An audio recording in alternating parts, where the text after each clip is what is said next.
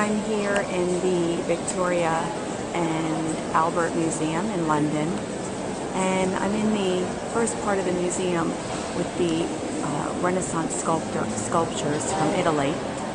And in front of me, I'm going to just show you the information quickly. In front of me is a sculpture by Giambologna. He's also known as Giambologna. And this is a sculpture. Let me pan back out for a minute just so you can see it a little bit better. It's a sculpture named Samson Slaying a Philistine. And the year is about 1562.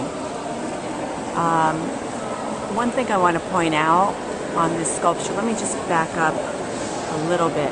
The sculpture, first of all, was requested by the Medici family in Florence on their request. And one of the things I want to point out, you notice the twisting and the incorporation of really, it looks like two pieces of statue, but it is carved out of one piece. And the interesting thing about this is, as we know in the Gothic period, around 1400s, which is really when the twisting of sculpture began, known as what you would first see would have been called the Gothic sway. And that was where you would just see a more humanistic type of posturing in the statues.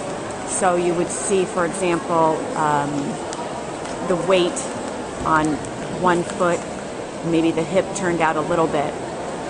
As time progressed, now as I mentioned, we're in the mid-1500s, we see it's developed quite a lot, and the twisting is such in a natural position and mannerism that it's very realistic-like.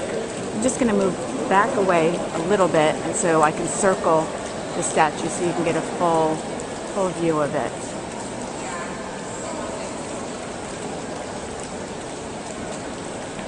I'm going to just circle around.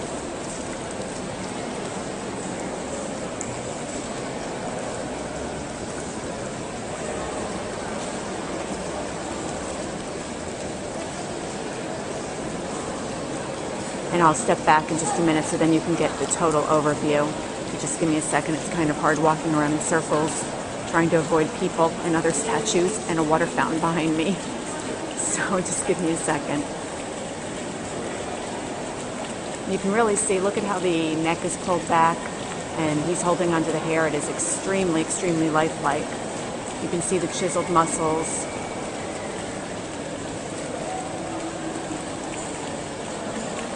Now I'm just going to step back so you can get the entire overview.